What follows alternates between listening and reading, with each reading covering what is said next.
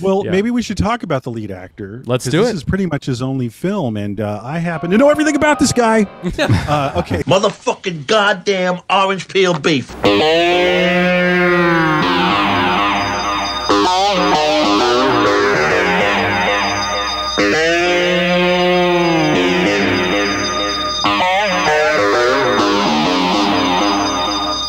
All right, everybody. It's 1 fucking hour time, and I'm your host, Evan Husney, and we got my co-hosts here. First to my left, we got Big T, Tom Fitzgerald. What's going on, T? What's going on? Just having some creamed popcorn on the cob. Okay. In joke. Okay, got it. Office hours. There we go. Okay. All right, and wow. And we got to my right, we got Mr. Marcus Herring. Marcus, what's going on, man? Welcome back to the show. Not much. I'm just still reeling. I wish I'd caught that reference that Tom Yeah. was throwing at me, but I guess I'm just not that big of a movie fan to catch it. Well, it's You know, you're movie? talking Tim Heidecker's Office Heidecker. Hours. Oh, right. And Doug Great Pound. movie. Like, Yeah. creamed popcorn on the cob. Right. Yeah, they should make a movie. They should. Yeah. Oh, I love it. It's a great show. It's a great, amazing show. It's very It is fun. good. It's Yeah. almost Great. as good as our show. The Yeah, it is. sound. Well, can we get a sound guy like Vic? I know. I Or was Doug thinking. Pound. I Yeah, was two. thinking. They have two, I know. yeah. I was sort of thinking like playing around with a little like vocoder action or like. Some pitch shifting here and there, like, We had a synth. Dream. Oh yeah, we had a synth for Hills Have Eyes. That was pretty fun. So Yeah, I we got to mean, bring that back. We could have this show devolve into even more nonsense. For sure. Yeah, Yeah. sure. All right. Well, it is the show, of course, where we talk about one goddamn movie for 1 fucking hour. And tonight's flick is for episode 74 of the show, which, of course, is corresponding with the year 1974. And we're Yeah. talking about Bob Clark's gem of a flick, Death Dream, a.k.a. Dead at Night, blah, blah, blah. We're going to be getting into that tonight. Very excited. You guys voted for this movie. This is your fault. And but great pick, man. I mean, I did not think this was going to win. I mean, it beat out Busting, which I couldn't believe. It beat out California Split. Sorry, Marcus, it beat out Sweet Movie. But I thought I made a pretty good pitch for that one too. I think the Goulds cancel each other out. yeah, Like, totally.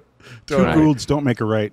Well, I will say that a lot of people did like people, vote on the polls, but from time to time people will comment and they'll DM and they'll write in, and there was the most fervor, taking action, campaigning for Sweet Movie. I did see a lot of people writing in like Sweet that's Movie. cool. It's got to be Sweet Movie. So Word them up. I mean, look, they were the most aggressive. I'm sure we'll do it down the road because it's a strong film. Yeah. And it's a beloved. Absolutely. For episode 174, we'll be Yeah, exactly. There you Just go. wait 100 episodes. No big deal.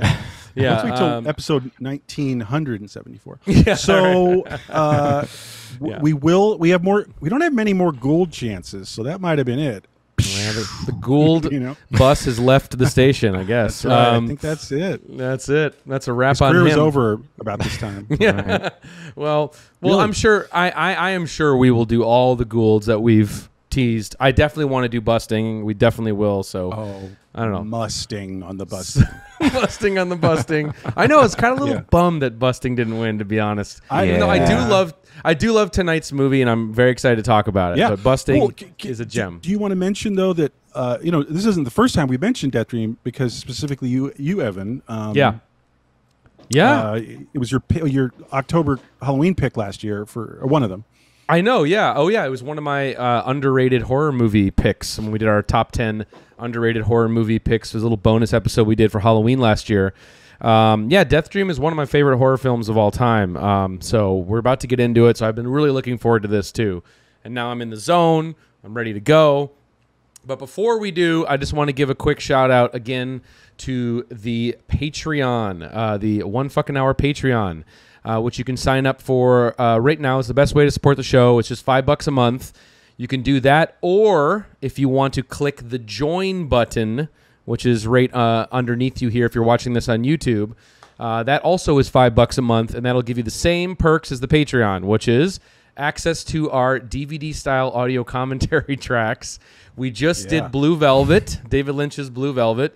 It is up on both the Patreon and through YouTube subscription, so you can get that. That was a lot of fun. We've never covered that movie on the show proper, so that's really your only way to hear our take on that flick. Of course, we have other ones in the archives. And it also, if you sign up for either, you get 24-hour access, 24-hour early access to each episode of the show. So you'll be the coolest kid in school if you do that. And that's about it. But if you really like what we're doing here and you want to hear more of what we're doing, talking about movies, the best way to support the show is doing one of those things, and we appreciate that very much. It's been very cool to see the response and people joining and the community we're building on this. Super awesome, and we're going to get to doing more of those commentary tracks. We'll probably unveil what the next one will be on next week's episode. Okay. Oh, yeah. So, all right, guys. Well, that was the quick plug. A little business out of the way, and let's get right to the show, right? Should we do it? Oh, yeah, and we'll talk about 1975 at the end. Absolutely. Stick around to the end of this, hour of the fucking hour we're about to get into, and at the end, we're going to unveil the options that you will have to vote on for 1975. Spoiler alert, they're going to be bangers. So, okay. You guys ready? All right. Let's do it to it. All right, here comes the clock. Here we go. All right, boom. All right, a little background ski on Death Dream here for the folks at home. All right, what has long been basically just a word-of-mouth favorite among cult film fans, Death Dream, a.k.a. Dead of Night, a.k.a. The Night Andy Came Home, takes place in the troubled household of Charles and Christine Brooks, who are shockingly played by the two lead actors of John Cassavetes' Faces from just a few years prior. Pretty crazy there. John Marley and Lynn Carlin. They are a couple devastated by the news that their son Andy has been killed in Vietnam. Christine insists that he can't be dead, and soon Andy shows up at their doorstep. But he is a little different, and he's wearing some sick-ass shades, and soon Andy's off on a strange, sinister mission to acquire fresh blood as he's been actively decomposing by the day, while his family refuses to confront the awful truth. Directed by Bob Clark, the director behind A Christmas Story, Black Christmas, Porky's, and Baby Geniuses, Death Dream is a biting social commentary and an allegorical anti-war film dealing with the then prescient issue of the alienation of Vietnam War veterans dealing with the horrors of war. Just really, truly unique movie. Again, it's from 1974, and the fact that it's really kind of dealing head-on with the issue of, Nam vets coming home, bringing the war home. And we were just talking about this before we were recording, man. I mean, it was Nam vets of the era were kind of getting it from both ends, right, Tom? I mean, it was really, like you were describing it. Like they didn't get a hero's welcome when they came back. Like whatever anyone's personal beliefs about the war, it being right or wrong, those guys were in the war and they survived. And whatever they did, I mean, they were in a war. Yeah. Maybe they were injured. Maybe their friend got killed next to them. All that gnarly stuff. Maybe they had to kill people.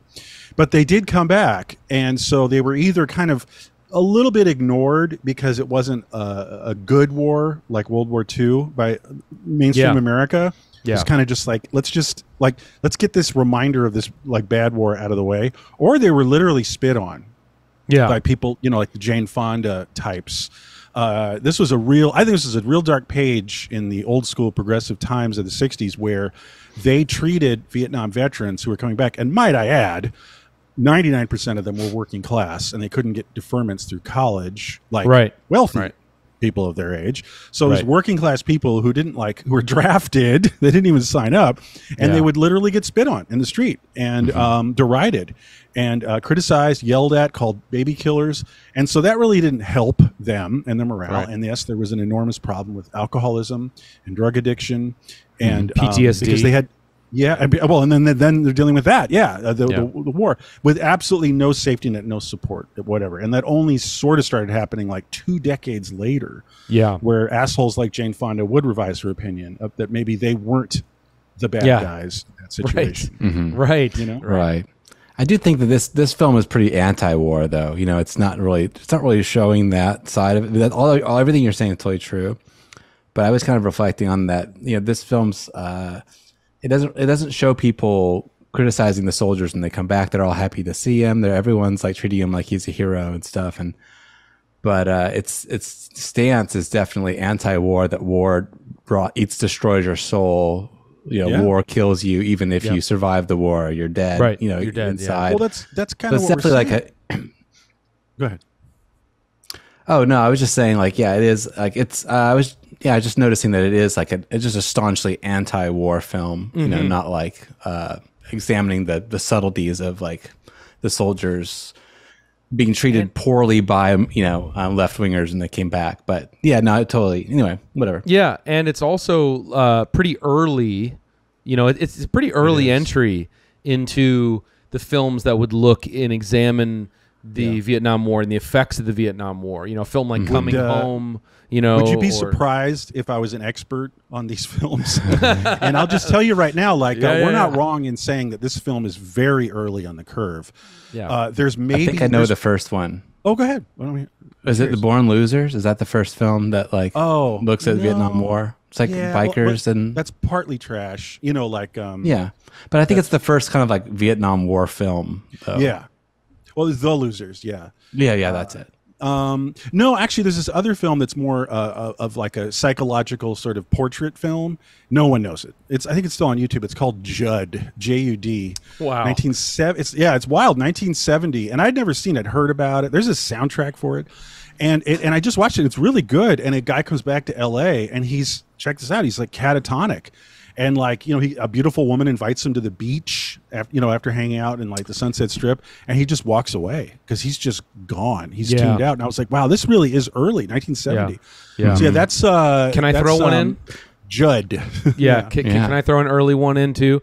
Very underseen. Don't think it ever got a home video release. If it did, I'm not aware of it. Maybe it did. A film called Welcome Home, Soldier Boys, which is that Joe Don Baker, I believe, and it's basically like Nam vets on a road trip where when they were over in Vietnam, they were like one of the guys had like his dad had left him a house, a ranch or something, and they were going to go across the country to go get it, but of course their PTSD kind of takes over, and the whole movie ends in violence, ends in pure violence of destroying an entire town. It's very dark. Actually, if you don't mind, there's just one little thought to be had. You were talking about how like the Vietnam vets weren't assimilating, as depicted in Welcome Soldier Boys, and like they were still kind of in Nam, and meaning they were being tribal and kind of like had a chip on their shoulder. And well, the origin of the Hells Angels. Hells Angels were World War II veterans who couldn't assimilate. Wow. And they just kept the tribalism together and the boys club, and they were at war with just the general public as they were at war during World War II. So there you go. It's very scarring, and we can't relate to it. It changes them. It is that maladjustment. It's like being a convict, for like 10 years and trying to reassimilate into society, and you can't be a normie, after you've experienced the harshest end of humanity there is, which of course is war, so going there to is like that. Baskin Robbins is just not the same. No, or whatever, but no. Another deep cuts that there's that film that sort of influenced Apocalypse Now. That's like a documentary about Vietnam from '68 called A Face of War. That's pretty cool. Anyway, it's just a big inspiration for that film. And that's cool. That's cool. Yeah, I mean, this is a great genre. It's a great genre of films because it inspired so many amazing ones. And of course, they become real prevalent into the 80s, especially with action films and revenge flicks and exploitation Rambo. stuff. Yeah, exactly. Rambo relates to our film tonight in the goofiest way, but it's true. Yes, yeah, it does. It becomes sort of a cultural touchstone, right? To have the Vietnam, like River's Edge, Dennis Hopper, River's Edge. There's how the man who's come back from war, who's been destroyed by it, becomes sort of even like a joke. There's that joke where people are like the punchline. Everyone knows the punchline. It's like you weren't there, man. You wouldn't understand. Like that's the end to like a million jokes. Bill Hader has that the Vietnam vet character in SNL. So it got this is decades later, so things have softened the feeling of it. And actually, there's a point I have to this, but like, yeah, Bill Hader's doing a Vietnam vet in a puppet class, in like in the 2000s, right? Right. But what I wanted to say, just to open this up and actually start talking about this film, is, well, what I was trying to say before was like, there was a lot of either indifference or hostility towards vets. And this portrayal is a sensitive one, which is surprising and sticks out like a sore thumb, because it's like, how are these guys doing? And that's what's remarkable about this film, that in this genre, film, trapping, it's actually a very sensitive portrayal of like what could happen to a person. And what I'm saying is, I was trying to imagine today, how, putting on the hat where if you're seeing this in a drive-in in 1974, maybe your brother did die. Yes. Do you know what I mean? It's very topical. I'm going to be honest. Yeah, I was in the airport like 10 years ago. And this was when it was still raging. What was it called? The Iraq War or something. And okay, being honest here, like I was in the airport waiting, and like just near me was, man, a young girl was weeping like I've never seen anybody cry in my life, because they were sending off this dead soldier's casket. And I've never seen feeling like that in my life. A family were saying goodbye to this guy, because they were shipping him somehow through the airport, his casket. And I was just like, what the fuck, man? And that always stayed with me. So my point is, this film is really very white hot, dealing with a truly open wound. Seeing it now, it's not the same. Like, and I could see people like walking out of this film, because it's such a hot, not Vietnam veterans, but like daughters, friends, or excuse me, sisters, friends, mothers, like, they went directly into a very open wound of the thousands and thousands of soldiers who died and were crippled, etc., in that war. And it's just it's even more remarkable, is all I'm saying. Yeah, because the film really, I mean, obviously the horror element of the film is Andy, and that he is basically dead. He's a zombie. Who requires blood, and there's all those genre tropes and all that stuff. But the film really has in its forefront is the drama surrounding Andy, right? So you have the family, you have the girlfriend, which is a completely heartbreaking element to this movie. Andy's girlfriend, Joanne, which we'll get into the set pieces of that. But just that it really, it's very unusual for a horror film, I think, in many ways, to have the drama of the characters in the forefront, not the the different horror set pieces and the practical gags and all that stuff. It really keeps those things in the forefront, which I think gives it a really heavy weight to it. Definitely. It's a tragedy. So it is. It's a tragic tragedy. Yeah. And just sort of interesting focus on those cast members too. It's like I thought it was really refreshing that the lead female actress was the sister, and not the girlfriend. Like the sister and the mom had to take more prominence in the story than the girlfriend. And usually you would expect the girlfriend to be like to have more weight. So I thought that was nice. Sure. So, well, just to kick this thing off, let's just get a little backstory into the film, and we'll launch into some of the set pieces. This movie, just a snapshot, very low budget. We're talking $250K for this movie. And Bob Clark is coming off of a much even smaller exploitation film called Children Shouldn't Play with Dead Things. I'm guessing, Tom, you have a little history with that, maybe? Oh, I love that movie. I mean, it's as fun as the title sounds. It's like a bad Shakespearean theater troupe in a swamp. In a psychedelic swamp, killing each other with insane, wrenching analog synthesizer music for like an hour and a half. It's awesome. It is. So basically, the two major creative forces behind this are, of course, Bob Clark, who we introduced at the top of the show. Very interesting, kind of like a Ted Kotcheff in a way, where here's someone who's made a lot of different films, a lot of different genres, very weird, and he's one of those guys, sometimes he makes like boom, an enormous cult hit, classic American. You know what I mean? Like Christmas Story. They just do all kinds of shit, and then suddenly like, hey, I did a Christmas Story. Yeah, right, exactly. And the other is Alan Ormsby. Those two. He's the writer. He's a screenwriter of this. He also did a lot of the makeup effects, which I'm sure we'll talk about in a second. But basically, Alan and Bob met each other at the University of Miami. They were in the drama department. They wrote stuff together. They crashed on each other's couches. They were cool. In each other's plays. It's actually, Bob Clark was really, foremost, he was a playwright. He was more interested in theater, and both these guys were. Yeah, it's pretty interesting. And so I guess Bob Clark was also an amazing actor. There was like rumors of like, that Bob Clark played a wicked Falstaff in school. Like everyone was talking about his Falstaff portrayal. And he's in this briefly too, right? Like he's actually in Death Dream briefly. He is. That's right. Yeah, he's in the film for a minute. And but so basically, I think they went their separate ways a little bit. And during this time, and then came back together. Bob Clark had scared up some money for a film, and they made what would be Children Shouldn't Play with Dead Things. But he had the money to make a movie before he even knew what it was going to be about. And the two of them went to go see Night of the Living Dead as it was coming out to try and see if they could get any inspiration for a movie. And they're like, yeah, let's just rip this off.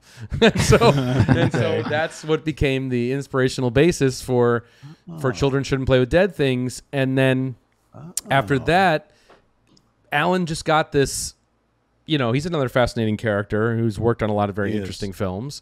I mean, Deranged was his, right? Didn't he write the Ed He's Gein? Deranged. Yeah, Mr. Deranged. He's that guy, and that's a nugget. That's worth definitely checking out. He also did My Bodyguard, which is fucking a dope deep cut. That was one of the few VHSs at my house. My Bodyguard. So I just always remember like this kid with a bloody nose, always seeing that scene over and over as a kid. Yeah, absolutely. It's pretty great. It holds up. Yeah. But yeah, that's Alan. So then he really wanted to write an anti-war horror movie. That was kind of the idea that he had, the kernel of the idea. And he took inspiration from two key sources for this. He was inspired, obviously, by the legendary tale The Monkey's Paw, which you can see clearly in Death Dream, that being an influence. But he was also influenced by a play called Bury the Dead by Irwin Shaw, which was from the 30s, 40s. And it's literally about dead soldiers who come back to life and refuse to be buried. And so that's got to be a whacked out play.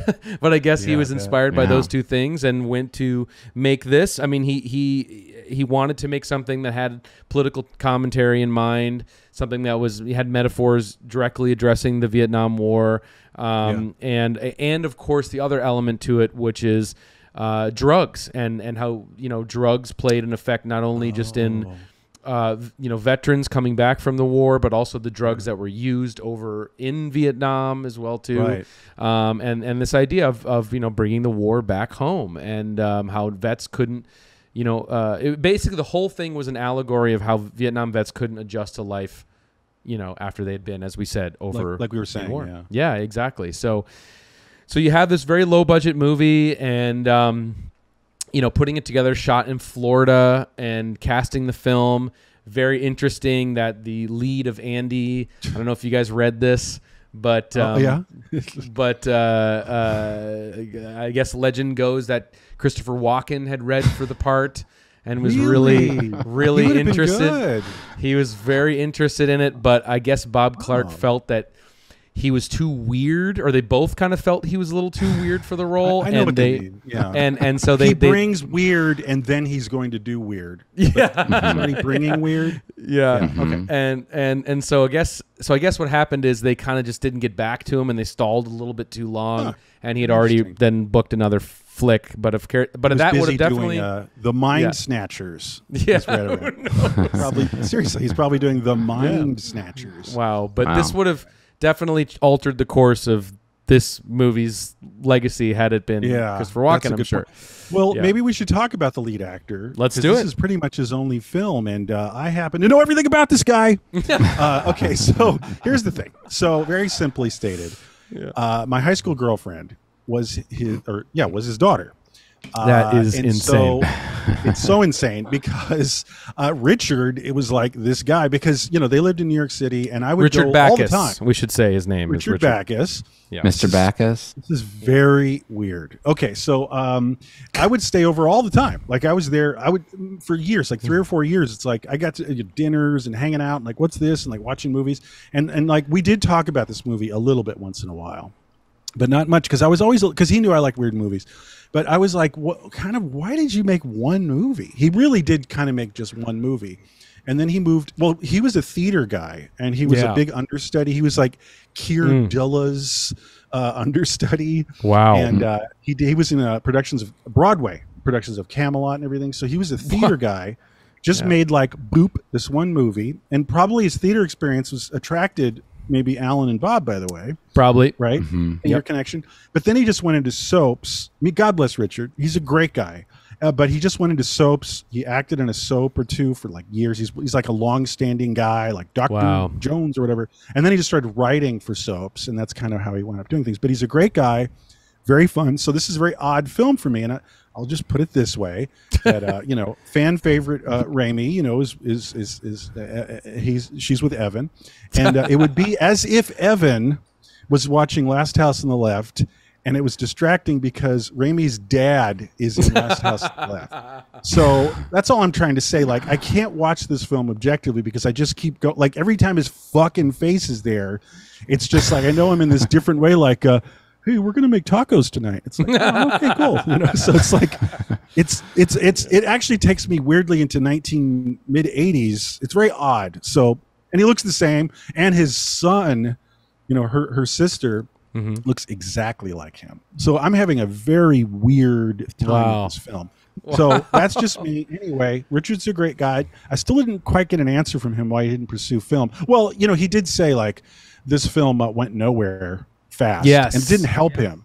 So, and he would just say, he said that you know, they just the world gave up on the film, and they gave up on the film, and he just said it was dry vans, and then it just disappeared. And it was kind of a shame. You know what? They knew it was of value, but it just they were happy that it wound up on VHS and anybody got to see it later, because I think it really was like unseen for like 10 years. Well, VHS. what I had heard with an interview with, I think it was with Alan Ormsby, had talked about how the movie pretty much only played theaters and drive-ins in the South, like in the Florida area and in the South, and it never played New York City. It never opened in New York City until 25 years later, when it was selected for like a, you know, Walter Reed, you know, Lincoln Center sort of festival or retrospective, you know? Retrospective. That's what Richard said, So it had never really gotten the national exposure through playing in a major market like New York or Los Angeles.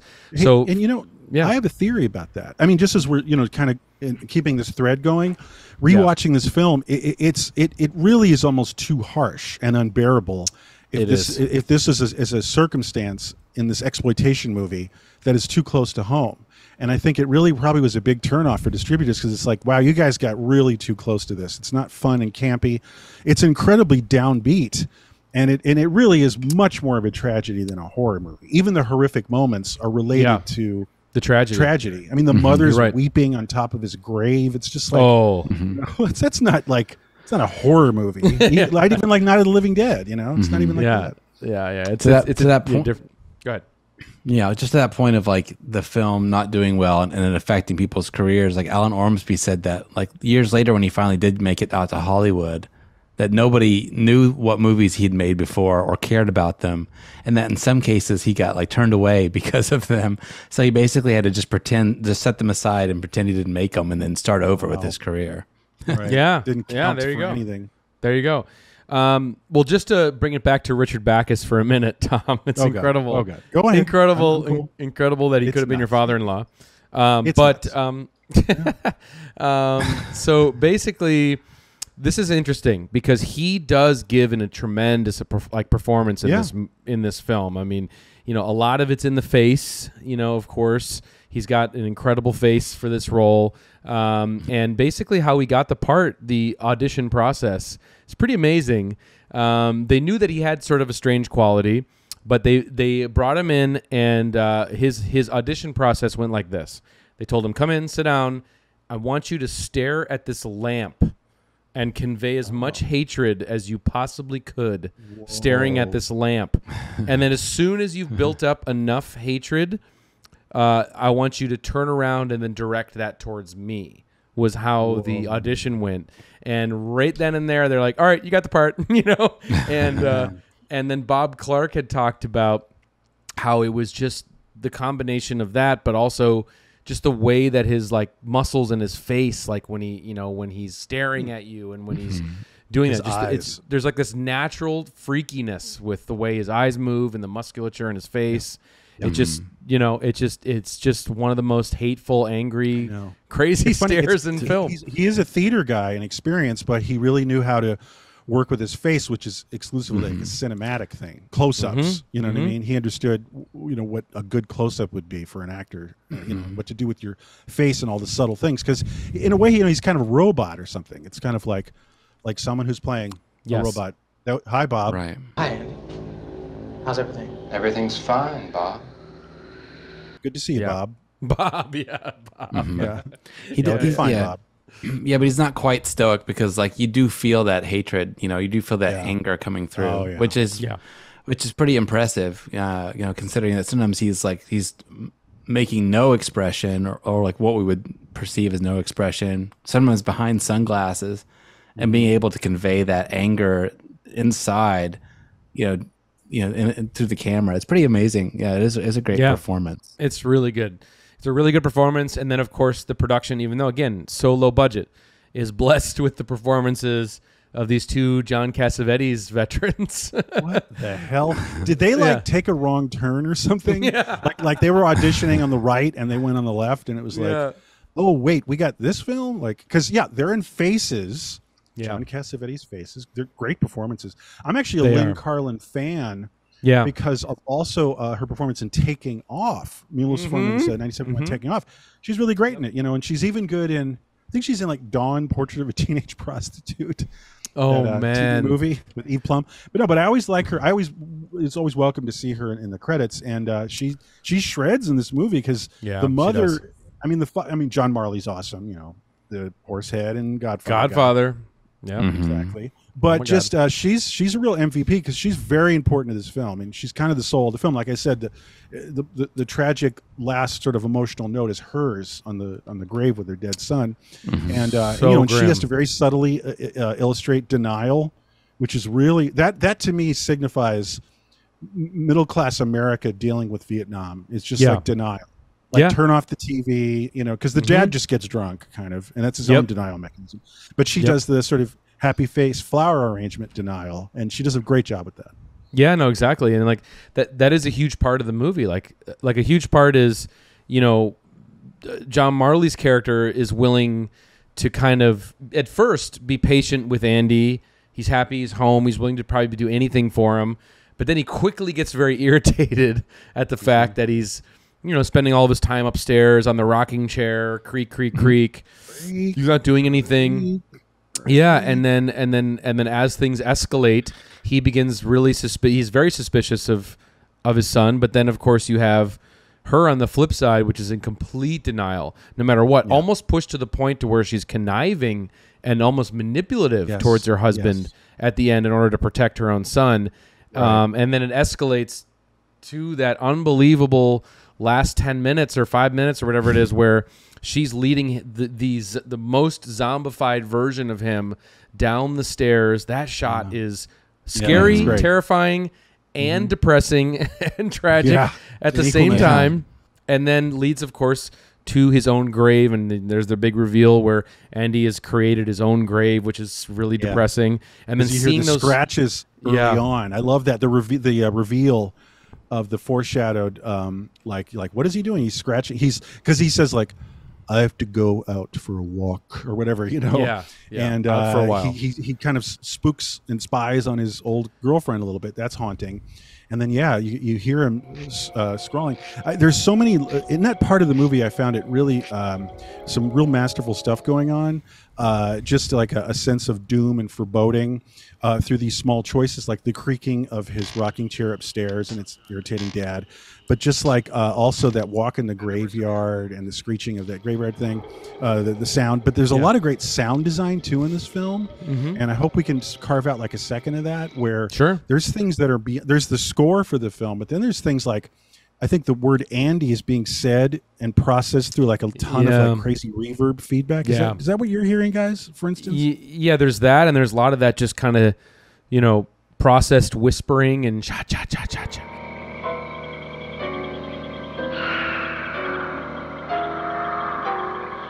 You know, Yeah, it's almost proto Friday the 13th. I was. It no is. joke. It is, and it does.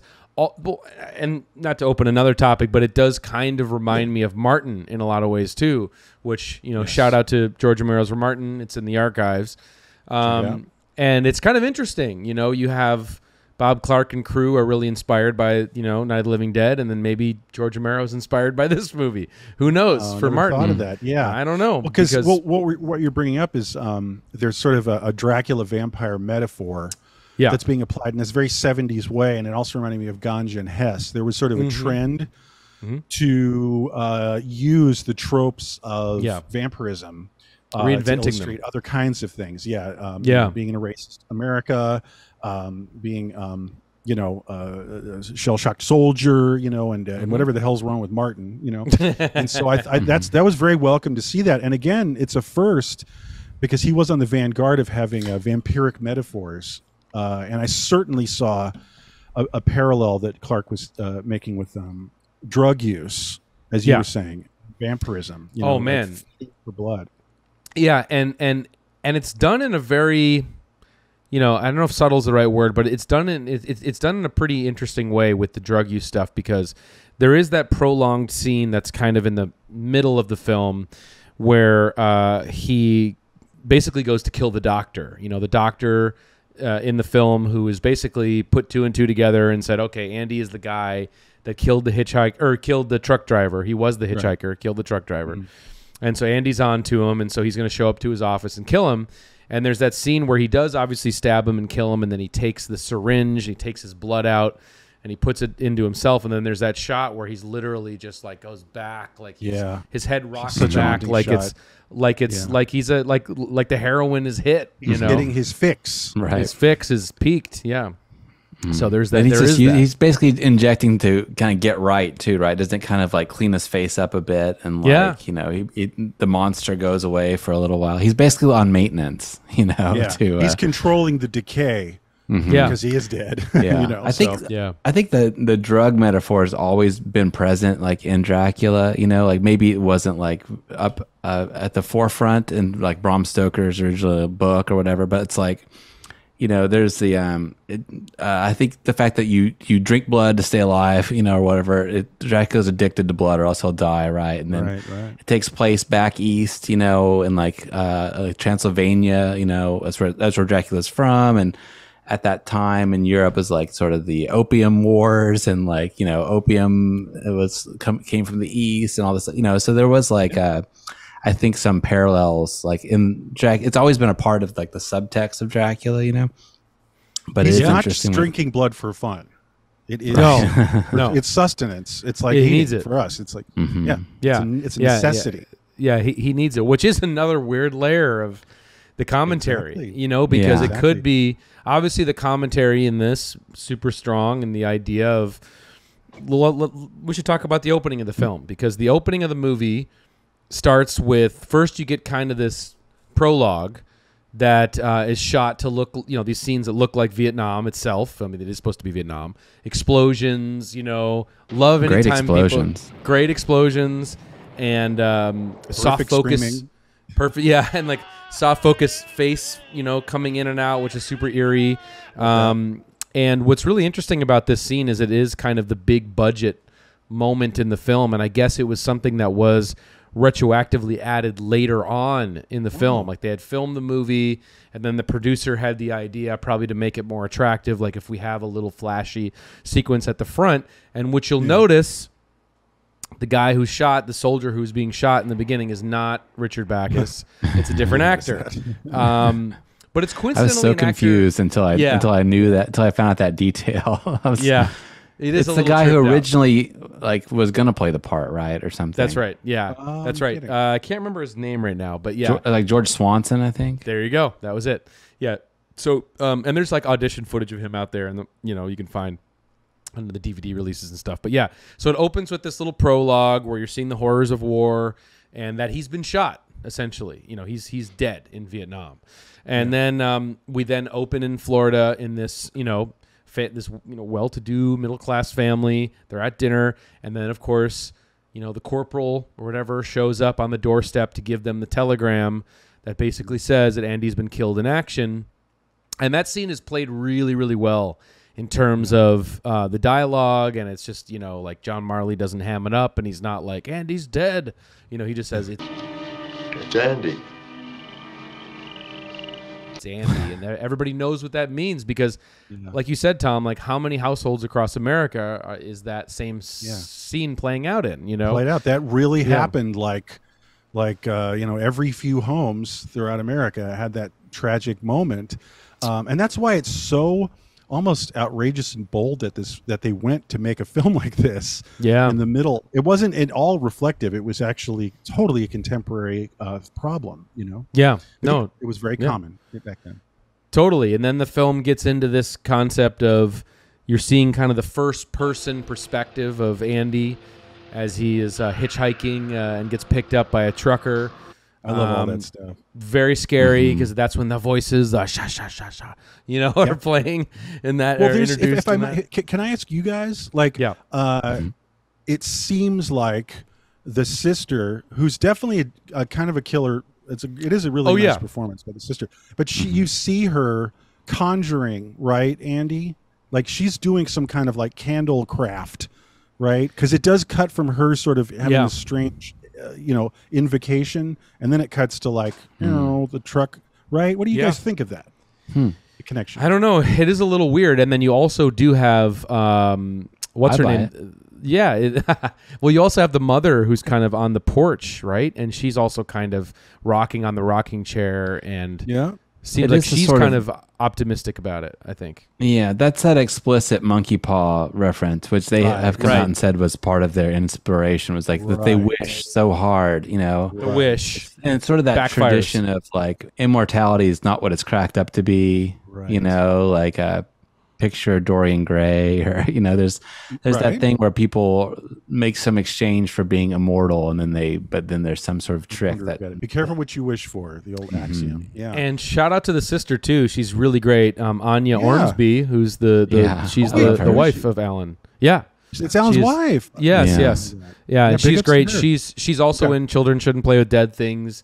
They also collaborated on tons of stuff. If you get the Blu-ray, the most recent release, there's some amazing short films that she acted in of Alan's and stuff, and they're pretty great. 60 millimeter wacky social commentary stuff. But anyway, just to get back to the film, so Andy, then comes home, and we see this really great, again, POV kind of proto Steadicam shot of walking right to the front door of this house, and a lot of people have said, in the horror community, have said, man, that shot is very reminiscent of Halloween, which of course would happen, many years later. And there's a little interesting side note here on the history between Bob Clark and John Carpenter, because there is a connection. So that shot, as I said, so Bob Clark actually knew John Carpenter before Halloween, and those two were actually going to work on a film together after this. Bob Clark was going to direct it. John Carpenter was going to write it, and it was going to be with Warner Brothers. And, because John was... this might have been after Black Christmas, excuse me. So Black Christmas is the film after Death Dream. But so John was a huge Black Christmas fan at the time of the movie. Boy. And great. it is great. But It's just incredible. the connection, You're getting it. I didn't know it You're was going to getting be it. so connected. It's a little more proto connected. slasher to the slasher. Yeah. wow. It's a little more connected in that Carpenter had asked Bob around the time of after Black Christmas. He was like, "Would you ever make a sequel to Black Christmas?" And you can look this up. It's definitely out there. Yeah. And Bob said, "No, I just did Death Dream, and now I'm doing Black. I'm kind of done with horror at the moment. Want to do something a little different." I'm doing Porky's. Yeah, right. Seriously. Yeah, but he was like, but John was persistent. Like, no. What would you do if you made a sequel to Black Christmas? And Bob Clark said, well, if I had to, I would make the story about how the Black killer Halloween. about how the killer was actually caught and institutionalized, and then he would escape. Yeah, on Halloween night. Oh, get out of here! This is like pretty well documented. It's out there, Oh my yeah. God. And he would Whoa. call it Halloween, but Yeah, I don't get it, Evan. What are you getting at here? I'm not seeing this. But he does say, but Bob says, for anyone to suggest that just from what I said there, he's ripping me off or whatever. No, John brought everything to that movie, and John deserves of course. The everything. Score and everything. The score, he performed everything. Like he takes the high road, but obviously there is some connection and maybe some what if to play if these two never met. So well, there's AI. Do your thing. Yeah. Bob Clark's Halloween. Yeah. All right. So what we were saying was like the night Andy comes home, and the clock's ticking here, and I wanted to just make sure that we carve out a shout out to a very big scene that's in like nicely isolated and beautifully a beautiful demented moment of like early 70s cinema for me. So I'll open it to you guys, but just the scene where it's the escalation of Andy's malfunctioning behavior is articulated through a scene when some of the neighborhood kids visit. Guys, want to get into that for a second because it's a great set piece. It's so good. I mean, I love all the Andy set pieces, but basically, you're seeing all of these mid 70s, overalls wearing kids who are crowding around. Fan. Yeah, exactly. Who are crowding around Andy and kind of wanting to, ask him, what's over there? Did you kill anybody, Andy? Did you kill anybody? Yeah. Did you do this? What was it like, huh? You a pussy? I don't know, whatever. What kind of guns you guys have? Yeah, right. Yeah, and he's had it because, he's already been sort of dissed by the mailman who comes over and basically is super inappropriate, and he's shell-shocked, for lack of a better term. And that leads to like one of the kids is boasting about his karate, that he's like he's going to be a brown belt, and he decides to kind of try a move on Andy. Andy blocks it and like twists his arm, and then the dog starts barking, and then the true like first horrific moment in the film is Andy picking up the dog and just choking this dog. With this just crazy close-ups of the eyes and everything. No, choking it out in front of all of the kids. Like 5, like 8-year-olds. Yes. Are stunned in stunned silence. And I got to say, there's a little kind of Clark humor. He makes sure to have one cut close up to one of the specific kids who's just weeping, like, and because that is kind of black humor. That was totally. That was a nice punctuating dark humor moment, and you could see kind of a Christmas Story kind of feel, to that kind of cut. Anyway, that's a great shot. That's a great little moment there, and you don't see the kids again, and it's just it's isolated, the performance, and the performance of my man Richard Backus's eyes, that intense close up, and also it's really nice simple filmmaking because. Basically you just he sets up that there's a strangulation, and he just sits on the close up of the eyes, and he lets Richard do his thing and look at the lamp, quote unquote. Right? Yeah. You were saying earlier, and getting some Richard looking at the lamp, like close up shots of his eyes. Anyway, it's a brava scene. It's always hard to watch a dog. It's always more hard to watch an animal get harmed in a movie than a person, I think, right? Totally. Yeah, it's like, and that's like the first real thing that he, that's like the first real crime. Well, I guess the truck driver, but still it's like, but in the domestic, home, Andy being home part. Right. Real quick, if I can, just a scene before that scene that I think is a really good example of, Mr. Backus's talent is the scene when Andy comes in the house for the first time. And he sits down with the family, and then his family. I love that. There's like a punk rock zoom there when he first comes in. Oh yeah, right? yeah, totally. There's a great like animation stand punch in, like it's all jagged, like they couldn't get it straight, so it kind of goes like it's freeze frame. That's really cool, super cool. And then he sits down, and then I think John Marley, the dad, is like, they told us you were dead. Pause. I was. And then everyone's confused. No one knows what that means. And it goes on for a very uncomfortable long silence before he just slowly starts to smile. Yeah. And it's one of the freakiest smiles in the business. I know. You know? It's really a shame that Richard didn't stay in the movies. I know. I still don't quite know what happened. But but you know what's great for me, following up a really dope moment like that, what I always love, extended close-ups of maniacal, awkward laughing. Yes, you know, totally. Yes, that goes on way too long, and it's brilliant. It just, it's like some of the best demented, like uneasy laughing I've ever seen in a movie. I would love to see like a extended supercut of that trope in movies. You know, like the clock, how the clock does like every hour. I want to see like a whole full day's worth of just like maniacal laughing. Movies. The Candy Snatchers. Yes. Yeah, I love that. You guys know what I'm saying? When the little weird boy and the old man's there with the beard, and he's like, this kid's likes lollipops or something. Do you know what I'm talking about? Yeah. Well, I can't remember that scene, but it's really demented. Okay, so yeah, that's great stuff. Real quick, we did mention the truck driver who was killed as the first kill in the film, and you do see a really great, wicked close-up, very scary close-up of his slit throat. That's very uncomfortable. You see in high contrast black and white crime photos, and also in the scene itself. And we should also say that this movie is very noteworthy because it is the first on-screen work of Tom Savini, who is the... Say that again. Yeah. This is the first feature film with makeup by Tom Savini. Yeah. 1972 when it was made.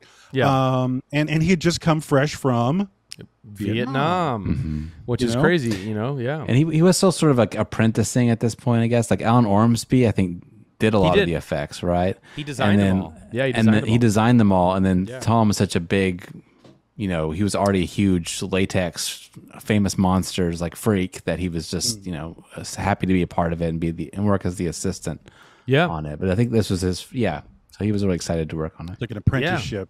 Yeah, it's amazing. And then guess what? He worked on Martin. Small World. Yeah, there's that really cool detail. He did, There's that really cool detail about Savini too that he, and maybe we're going to talk about this, Evan. And sorry if I steal it from you, but no. Just that Tom Savini, you know, he actually was a war photographer during Vietnam. So he was a big famous monsters latex person before that. Then he became a war photographer in Vietnam. And so he talks about that being like his anatomy study, you know, so he was out there taking pictures of dead soldiers and stuff and noticing all the things that always happen, you know, that sometimes they always die with their jaw open or whatever all the details are. Yeah. And so one thing that he said that I loved was that, you know, when he looks at if he can, the way he judges whether fake movie effects work or not is he looks at them and says, does it give me the same feeling that I had when I saw the real stuff, you know, in those photographs that I took. Right. And if it makes me feel the same, then I know it's good, you know. And I just love that he has that sort of insight into it. Cut to Dawn of the Dead, everybody. Yeah. Well, does it pass like his Vietnam test? Yeah. I just love that balance of like him being like a Lon Chaney, like theatrical makeup enthusiast, but then combine that with his real world like death experience in Vietnam. Yeah. And you do see like just how makeup effects changed dramatically in the 70s, you know, in movies. And totally.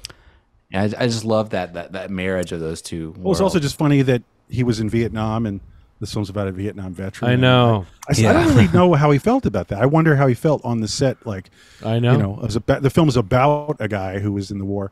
I just want to bring up a little nugget of like a little more like the film theory about it. Like a thread that I'm noticing is when I rewatched it just now, there's also some anger in the film. Definitely. In this sense that relates back to like that weird perspective people had about like the Manson murders. And what I mean is, you know, there were radical groups like the Weather Underground. I think I brought this up recently, you know, and they were getting in with El Topo. I brought this up and there was a lot of like middle-class brutality and anger coming from the hippies. Okay. The progressives, because they were like, look, you know, like, so what if a middle-class couple's killed, you know, in suburban Los Angeles, like they're letting their sons die in Vietnam in this, you know, slaughterhouse that, you know, war. And so what I'm saying is there was a lot of that phrase. There was a lot of feeling of like, bring the war home.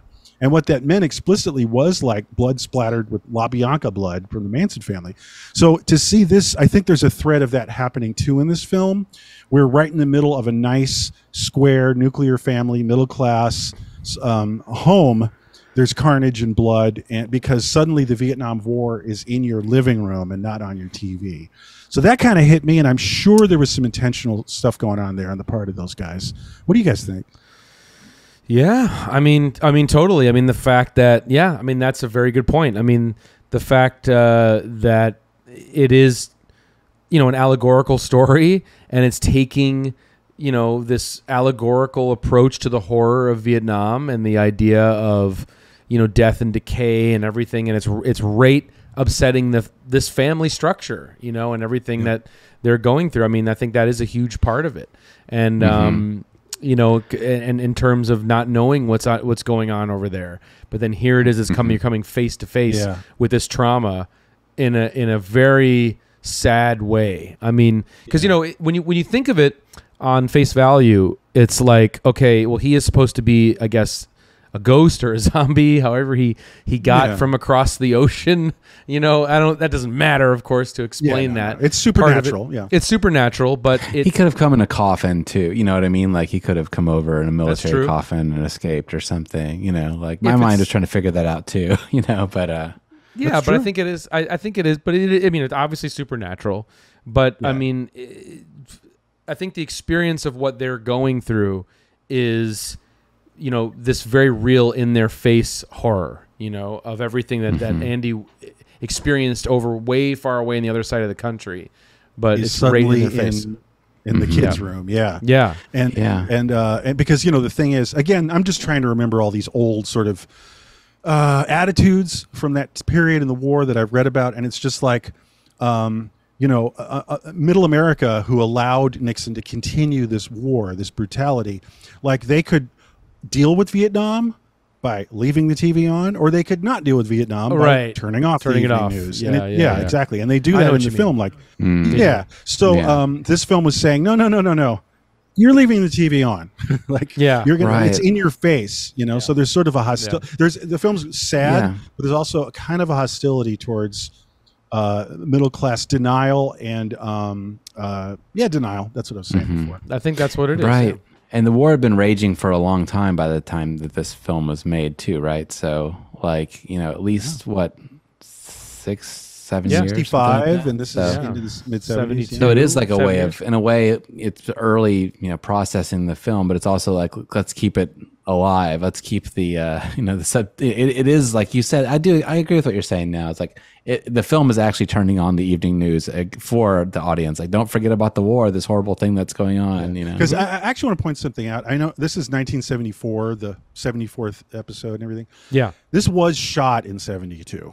It was. Yeah. So I just want to be clear that like it was only, the subject was only that much more hot, but 2 years up. This is Nixon's re-election year, and Nixon's the guy who, that's his war. So this is very hot. Vietnam is very hot in 72. It was dying down literally as a war and as a topic by 74, but this film was shot really white hot times for Vietnam. Gotcha. Yeah, that's cool. Real quick, just because I'm looking at the 8 minutes and 40 seconds we have left in the episode, and I just want to talk about just one key set piece and then kind of bring it back around to the end. But one of the, to me, I'd mentioned earlier this idea of the character of Joanne, the girlfriend, to me is another layer of heartbreak and tragedy in this movie. And it's a brilliant, to me, it's a very brilliant addition to the script, in that you have these great dramatic, very sad dramatic moments where, she doesn't know that Andy's home and they're going to surprise her. And then, she has no idea that he's different, that he's changed. And you're going to see these set pieces where, and this kind of gets, and I know you guys want to talk about his outfit too, but basically they're about to go out for this double date and she sees him for the first time.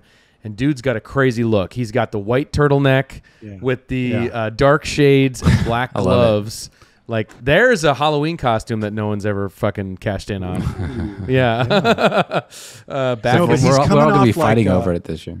Yeah.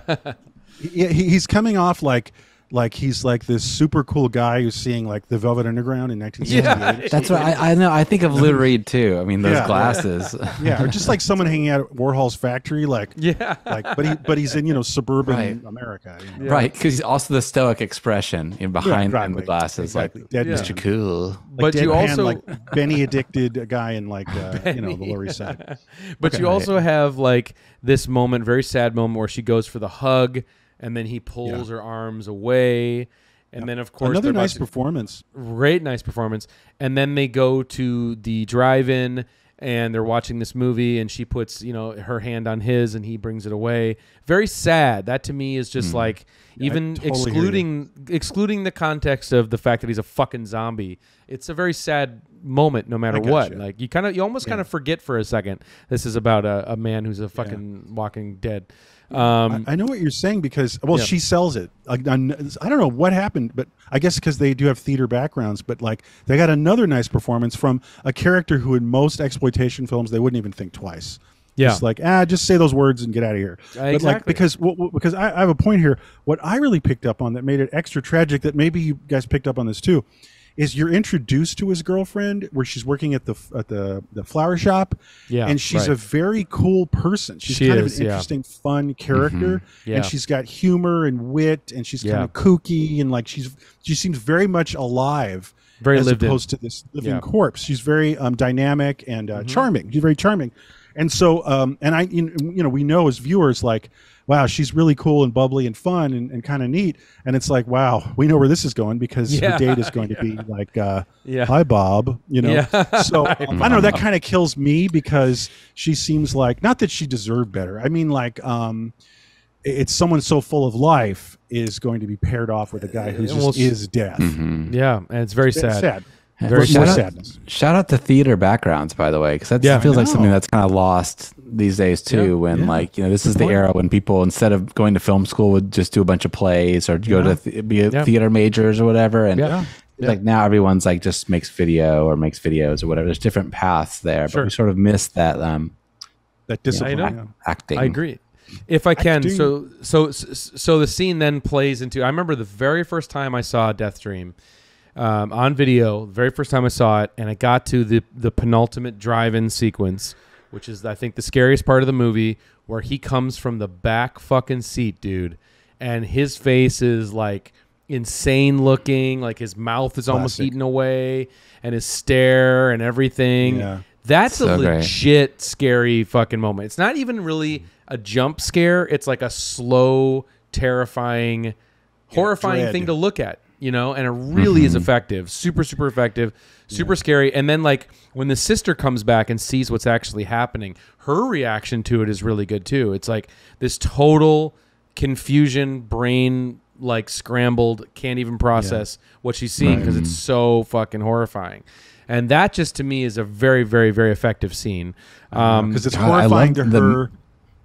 And it's also like horrifying to her generally, like look at my brother, but also like, oh my God, I'm about to die maybe, Yeah. And the makeup is so good too. That's, to me, that's the most iconic image of the film. And I had that screenshot of that look like in my music video inspiration folder. So it wound up in all these treatments that I wrote back, 10 years ago, whatever. So awesome. I love, that's the iconic look of the movie for me. Well, there's some 100%. Savani in there, right? I mean, if he's not steering the ship for that face, like he is a big part of it. He's applying it. Yeah, he must be applying some parts of it. So it looks really good. Right. Yeah, it looks super, super good. And then, we touched on the ending, of course, but I mean, it's just the ultimate punch in the gut emotionally when you see. It's rough. Because, he is this killer, he's, I guess, evil, but then you see this very humanizing, very disturbing, very depressing little set piece of him burying himself when he's putting all the dirt on himself and he's just bury me, kill me. That is so bleak and dark and incredible. It really is. It's a great like sympathetic monster performance, you know, and like you didn't see that a lot. Like, you know, like Frankenstein was played sympathetically, but Dracula wasn't really, you know, or like Wolfman is a little bit sympathetically, you know. And I'm mentioning all these guys because like Alan Ormsby, Savini, all these guys are huge like Universal famous monsters buffs, you know. So I think that's on their brain when they're doing this. So there's a conscious decision of like, let's make this monster like sympathetic. Let's make him, and you see that in Box's performance. Like when he's going down the stairs, he looks like he's ill. He looks like he's sick, you know, and you wanna help him down the stairs almost, even though he's this like zombie. So, but that's another thing, you don't really see sympathetic zombies too often, especially in this era. So I mean, he's sort of almost like a you know, a Vietnam Frankenstein. Well, that's what I was gonna say, because it isn't Andy's fault. You know, that's what I'm saying. Yeah, it's bringing all the themes to life. It's bringing all the themes of, you know, the fact that he is this PTSD, you know, ridden victim of the war and our culture and everything.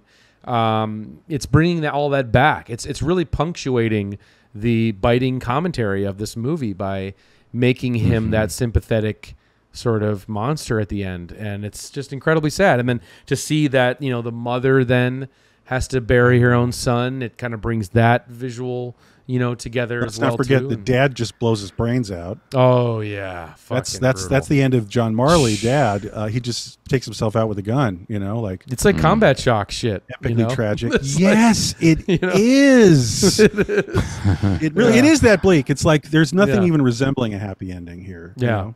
Yeah, man, get Buddy G on the phone. You know, I mean, it's really, it's crazy shit. So yeah, I mean, for me, guys, just to wrap it up with the final minute, I mean, this movie has always been on my top shelf. Like, oh, you want a horror movie recommendation? Something you never heard of?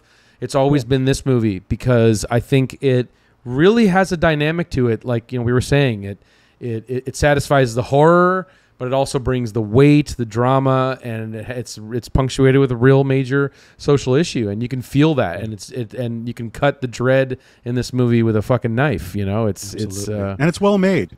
You know, it's well crafted, great performances. You know, which is rare. It is. Like, it is driving movie sludge. You know, for low budge. Yeah, absolutely. I mean, and of course, you know, Bob Clark would go on to make all these great films, and sadly, he had his own tragic passing. Don't even bring it up. I won't. You can look it up if you want to. Drunk drivers. Forever. You know? Exactly. It's a very killed by him and his son were killed by a stupid asshole drunk driver. That's right. Yeah, it's terrible. But let's not end that with the show. The movie's fucking amazing. If you haven't seen it, I'm sure you have at this point. Recommend it. Tell it to your friends. It's amazing. Get the Blu-ray. All right. All the bonuses. You know. There you go. All right. That was 1 fucking hour on Death Dream. Thanks, y'all, for listening and hanging with us for that one. And thanks for picking this movie, too. I mean, I was very surprised that it actually pulled out the win. Me too. Because it is deep cut. Not everybody knows. Even the most hardened horror fan, cinephile. It's still obscure. It is still obscure. Because it's not fun. It's not. It's about as unfun as early 70s horror bummers got. Yeah. You know? Because they're very. It's not cartoonish. You know. There's nothing to like. Yeah. You know. No one's gonna reboot this film. No. I don't think. No, I don't think so either. Like Rob Zombie's. You know. A Death Dream. Black Christmas was redone, right? It was many times. Many times. It was twice or 3 times. Yeah. Someday we're gonna have to get to Black Christmas, maybe during a Halloween spectacular. We'll talk. Or Christmas, sure. We'll talk about it. We'll talk about it. Yeah, it's great. That movie. Again, Bob Clark's the man. I mean, that's Brava horror filmmaking. You know, it is. Yeah, and it is the slasher blueprint. You know, it is. It is 100%. That film in particular, I think, even more than Argento and all that jazz. You know. Yeah. All that jazz is definitely a major slasher prototype. I mean, of course. All right. Heart surgery. Porky's. Yeah. Porky's cracks me up. Just like that, it has an uneven like weight in my mind because I was just coming online like when video stores would always have like Porky's around, and the poster was just so intriguing, but also really scary. You know, like adult sex, stuff when you're a kid. It's just too in your face. I haven't seen it since I was like 12 years old. I haven't seen it in a long time either. I'm sure it's a little weird. Kim Cattrall's in it. That's right. Yeah. Ooh. Ooh, yeah. So Yeah. it can't be that bad. Yeah, Samantha, bitch.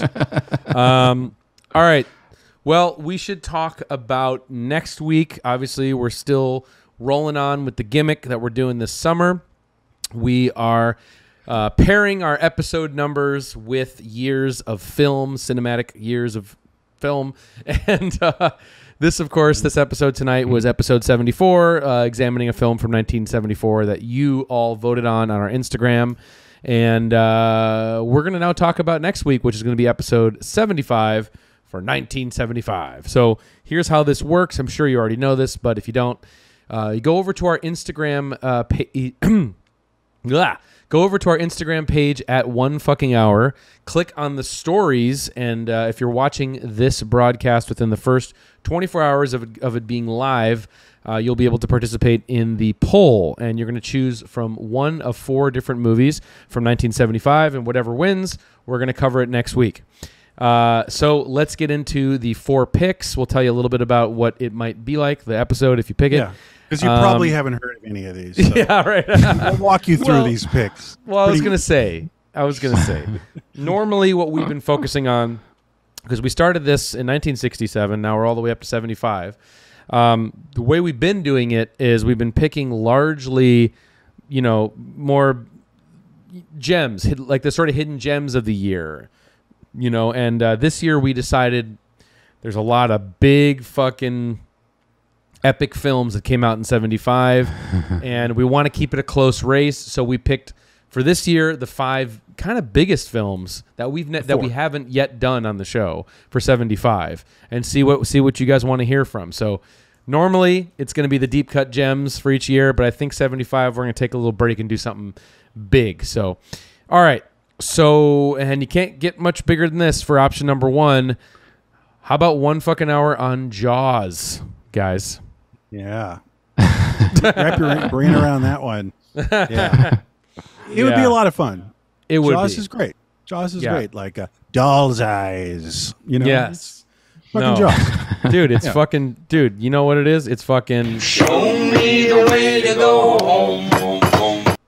I mean, I'm tired and I want to go to bed. Yeah, no, who doesn't love Jaws? Jaws is a lot of fun, and we tear that shit up. So, okay, that's one choice. That's one choice. Choice number 2 is, this is some classic Pachin. We're talking about One Fucking Hour on Dog Day Afternoon, guys. Hey. I mean, another film that, super prevalent. Everybody knows it. They've probably seen it multiple times, but it's still an incredible fucking movie. Amazing performances based on a wacky ass true story that we'll get into.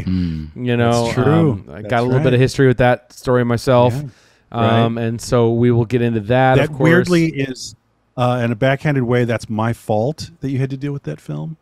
We can talk about that. True. That's anyway, right. My God, I forgot about that conversation. And there was some. Was that a Ruth Chris conversation? I think it might have been. No, it was at some place in Toronto. It was the place. I don't know what they're talking about either. Just for the audience. Okay. Never mind. It's just if it even gets picked. But Dog Day Afternoon, the backstory is bananas. It's a all true story. But we got Pacino in his prime, Attica, and dude, John Cazale, excuse me. Incredible. One of those 3 big performances before he sadly, we lost him from cancer. Yeah. Great performance, steals the movie. All the smaller characters, amazing. It's a very New York City movie. It's very sweaty, like Brooklyn, 1975, working class, Elton John song. It's fucking Dog Day Afternoon. Yeah. That's what's up. Dude, it's a monster. Yeah, so that one's good. Love these 2 movies. This one will be very interesting. Talk about backstory, production stories. We might have to bring on a special guest to help us out with this one because it's just massive. Okay. How about One Fucking Hour on Barry Lyndon? Stanley, our first Kubrick, by the way. How's that for our first Kubrick? Yeah. I would love that. Unfair. It would be our first Kubrick. I guess it is. Yeah. Yeah. That would be pretty kinky, actually. We start with the BL.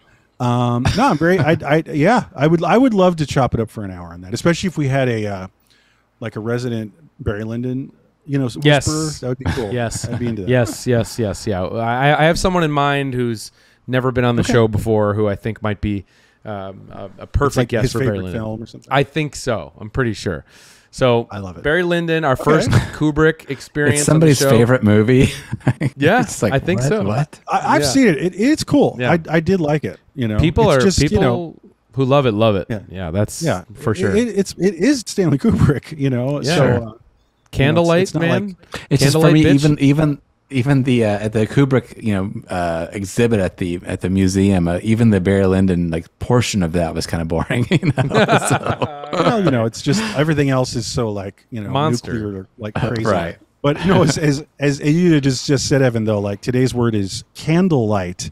Yeah, And I that know. blows my mind. Candlelight, bitch. Motherfucking scenes were shot with candlelight. All of That's them, what's I up. think. Yeah. Well, all the interiors, I think. All the interiors, Anyway, yeah. so all right, so Barry Lyndon, the third of Obviously. four. Okay. Barry Lyndon, bitch, is number 3, and number 4. We're gonna try once again to get that Altman through. Get that Come on, the Altman guys. machine. Yeah, come This on, is, guys. we're striking out. We've been striking out. Yeah, We've never done. Wait a minute. We've never done an Altman. I know. never and if we done don't do this one, we're gonna have to do Popeye. So come on, guys, let's do seriously. Or Ocean Stiggs. no. a wedding. Yeah, Okay. This isn't bad. sure. Health. No. Yeah, no, Health. but anyway, dude, Nashville is a monster. I mean, That's the one. Enough said. Yeah. yeah, Fucking Nashville. that's a yeah. So I would love to tear it up on Nashville as much as the others. Absolutely. Yeah. So that'll be it's an epic film. Yeah. Another option for you guys. But it's now all in your hands. It is. Tell us. You tell us. See, I thought it'd be funny if it was should we do Jean Dielman, or Jean Dielman? We could do for that. our, choices. Sure. For Is that 75? Right. Okay. Yeah. It is? Oh, okay. It is. Yeah. Yeah. It's not on the list. Don't be confused. And if you're confused listening right now, the list Add it in. is Fifth pick. Jaws, Dog Day Afternoon, Barry Lyndon, or Nashville. So those are the Yeah. big monsters of 75. Of course, there's a couple other ones like Salo, which we've already done in the archive. We did that. We would have And- included it now in this poll, but we already did it. So Yeah, the yeah, best yeah. in film. And by the way, we should mention that next week when we do these films, we are now sponsored by Criterion. Just wanted to throw that out there. And there's no coincidence. Picks in the poll and us being sponsored by Criterion. It's just Wait, total what? coincidence. That's not Jaws. Tom's making another bad joke. Okay, You know? yes, definitely. It's just we're because not. Criterion, he's a very Criterion-y thing in that neighborhood, Well, not Jaws though. Not right? Jaws. And I should also Okay. say another 75 Jaws is on film- TBS right now. Yeah. Yeah. I think it's a Jaws channel now. I should also say that the other 1975 film that we've done in the archives is also One Flew Over the Cuckoo's Nest, which is a big monster from the year, but that we've already done it. We've already We've covered already it. been so there, check We've it hit out. up 75 hard already. We so, have. Yeah. so let's, you tell us. What do you want to hear about? Yeah. And any one of them would be, As long as it's Nashville. well, you said that. I don't know. Yeah.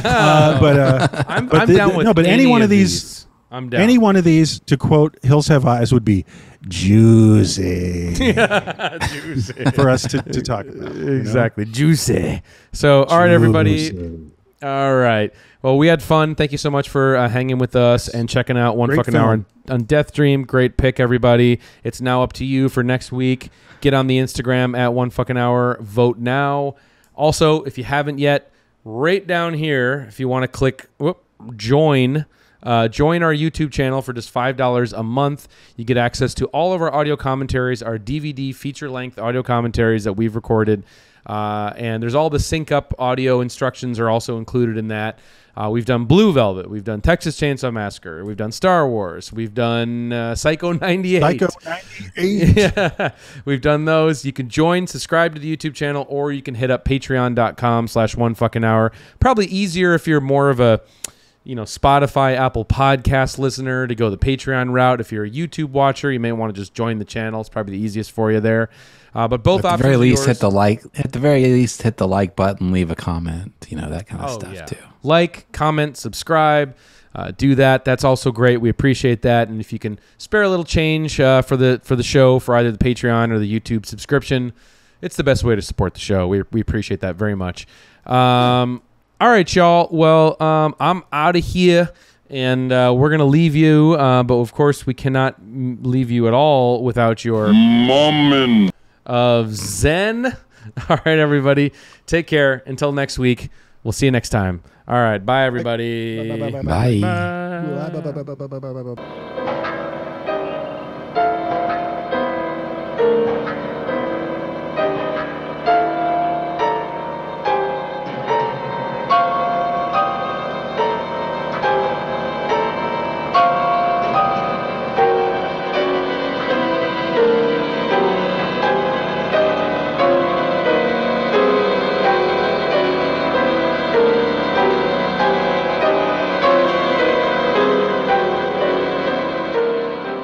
Everything's fine, Bob.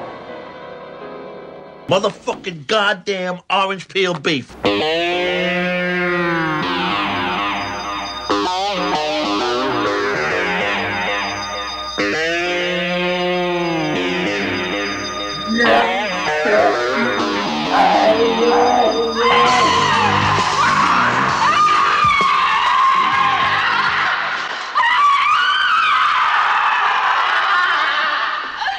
That was wicked, man.